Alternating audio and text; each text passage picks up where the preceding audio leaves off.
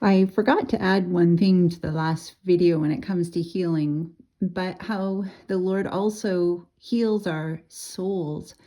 And I'm one that really, has had bad experiences with what counseling is like in the church. Not necessarily actually, I went through it once and it was not good, but my mom also went through it and it was just not good. And others that I've known, it's not good. It causes us to be, or not always, obviously, but I haven't experienced any good counseling thus far.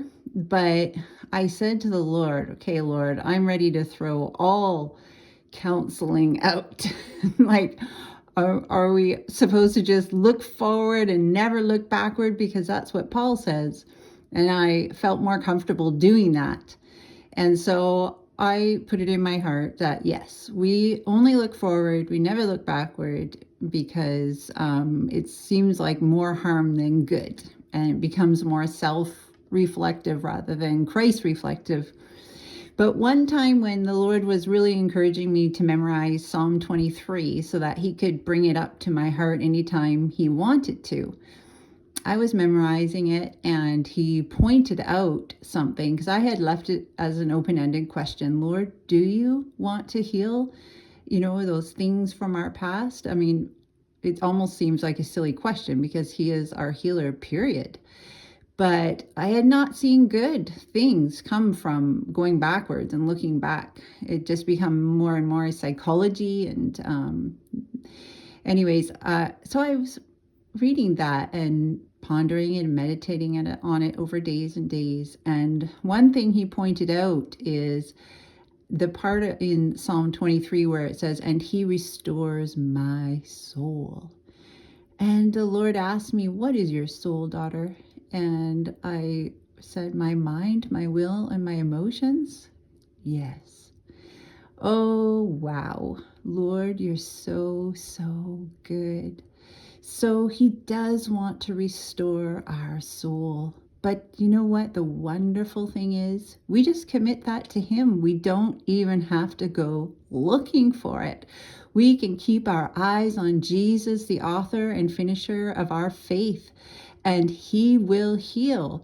So there's so many examples in my life where a situation will allow a hurt or a offense or a trauma to surface, and then I can deal with it before God. But I didn't have to go fishing for it, looking for it. No counselor had to show me how to find it.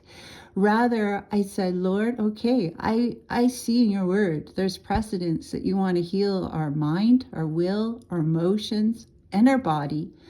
You want to heal all of us, all parts of us. And so I said, okay, Lord, whatever you want to deal with, I won't search for those things. I'll just continue to search for you. But now I believe that you want to heal my soul as well. So anyways, I just as an example, Holly Two Moons was sharing a beautiful vision or dream of how Jesus came to brush her hair. And when she read that part of her dream, I went, oh, like it felt very scary to me and painful to think of someone coming behind me to brush my hair.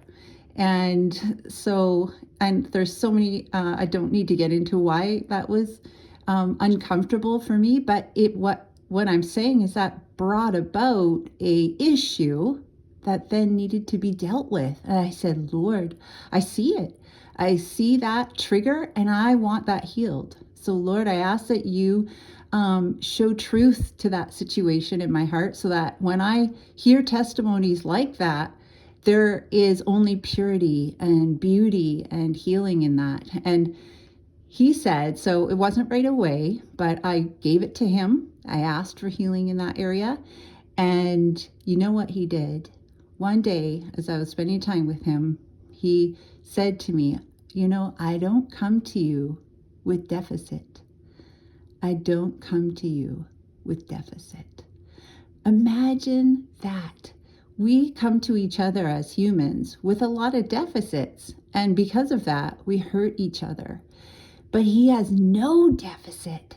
So when he approaches you or me, he's not needing anything from us. Nothing. He needs nothing. He has no deficit. He only comes to give. And so I was healed. I was so completely healed that I could never believe before that I wasn't healed in that way. I could rehear Holly's experience, and it only brought me such joy and comfort. So I want to encourage you today, my brothers and sisters, that he also wants to heal your soul, but you don't have to seek after it. We are free just to seek Jesus, and all these things will be added unto us. But we do need to see in his word the precedence of what he desires and wills, because when we believe his will and align with his will, then we are set up for it to happen in our lives. Anyways, be blessed. I love you. Jesus is coming soon.